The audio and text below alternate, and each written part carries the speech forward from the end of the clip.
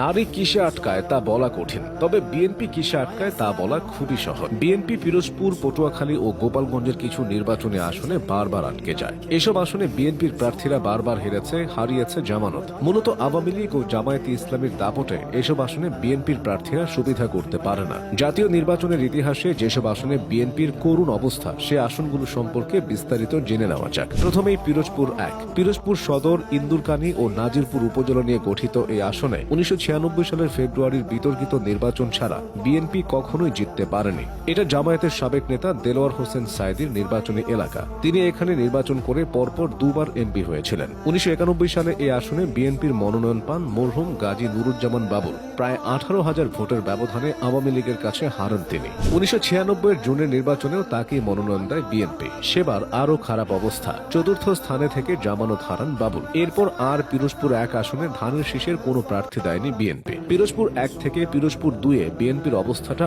আরও শোচনীয়। ভান্ডারিয়া, কাউখালী, স্বরূপকাঠি উপজেলা নিয়ে গঠিত এই আসনে নির্বাচনে বারবার ভরাডুবি হয়েছে বিএনপির। 1991 থেকে 2008 সাল পর্যন্ত উপনির্বাচন সহ 5টি নির্বাচনের 3টিতেই এখানে জামানত হারায় দলটির প্রার্থীরা। জামানত হারানো ওই 3 বিএনপি নেতা হলেন মরহুম নুরুল ইসলাম মঞ্জুর, আবুল ওয়াহাব হাওলাদার ও BH হারুন। 2001-এর নির্বাচনে 17,000 এবং 2008-এর নির্বাচনে 69,000 ভোটের ব্যবধানে হারেন মঞ্জুর। 1996 সালের জুনের নির্বাচনে হারান জামানত। একই অবস্থা ছিল BH হারুন ও আব্দুল ওয়াহাবের। বিএনপির জন্য ভোটের মাঠে গোপালগঞ্জ জেলা সব সময় ভয়ের কারণ এই জেলার সবগুলো আসনে আওয়ামী লীগের দাপটে তাদের প্রার্থীরা কখনো তেমন সুবিধা করতে পারেনি। এর মধ্যে গোপালগঞ্জ 2 আসনে বিএনপি কখনো জিততে পারেনি শেখ হাসিনার আসন গোপালগঞ্জ 3-এ। তাদের হারের ব্যবধানগুলোও ছিল বড়।